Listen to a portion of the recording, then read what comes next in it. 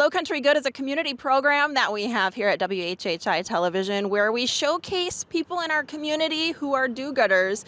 You may remember the Mallorys. We checked in with them last year as they decorated the neighborhood and gave back to Bluffton Self-Help. We'll talk a little bit about that. Right now I've got them joining me, and we've got Brian, Ryleigh, and Kara. Thanks so much for having us today. Absolutely. It's a joy for you guys to come back out. I love it. It's a beautiful day, too. We got to introduce the little ones. And what's your name? Payton Mallory. You having fun decorating skeletons this year? Yes. All right, little guy, what's your name? Tyler. So we love driving by and seeing what is happening with Bob and Bobette. These guys have been dressing up these skeletons all October in all kinds of different outfits and really bringing joy to the neighborhood. Where did this idea stem from? Yeah, so the concept came from a family friend that lives in Texas, and it was just a huge hit back in their community. And so Kara had the idea. She said, what if we did that, brought that to our neighborhood? So that was a couple years ago back when we lived in Alpharetta. So we decided we were going to bring the concept here to Bluffton. And the first year we started doing it, I think people thought we were crazy, just dressing up our skeleton and changing them around every day. And then I think everyone started getting used to the concept, and it's just been really cool to see how it's evolved, because it went from that year one to now here we are this year, and people are giving us ideas. People are coming by, taking pictures, and I mean every day it's really cool to see the smile on everyone's faces. And I've actually had one parent say to me, I use Bob as a motivator to get my children to do the chores before they can go see Bob. So it's been really cool to see the evolution of it. Yeah, so smart. Well, it is. It's so fun to come and see. It's so unexpected what they're going to be doing next. They're up on the roof. They're mowing the lawn. All kinds of different ideas. So over the years, there have, I'm sure, been some favorites that you all have had. Anyone got some favorites? We heard about the marshmallow. Any other ones? What, do you have a favorite one that you've done? Walking the spiders. Oh, yes, that's a great one. Walking the pet spiders. One year, I think I saw him doing Twister. That was my personal favorite. That was pretty good. So lots of different ways that you've been able to bring joy to the neighborhood. But right now, this is Lowcountry Good, and this is a feature that we do in our newscast. I want to share a little bit about why there's all these bins of food here. So you have chosen to help out a charity.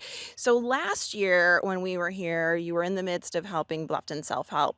Give us an update about how did it turn out last year. So yeah, we collected 150 items as far as just canned items, packaged items, and we're able to deliver that. And it was just really cool just to see the response that we got. And when we told them the story of how we accumulated all of this, it was just a really great story. So yeah, they really liked it. Well, absolutely. Bluffton Self-Help is doing a wonderful job in our community, giving back and helping folks out who have great need. And there are a lot of people in our community that do have great need. I don't know that we always think about that and how much need there is. But with the area growing, the need is growing. And so it's great for them to have, neighborhood partners like you kicking in, helping gather items for them.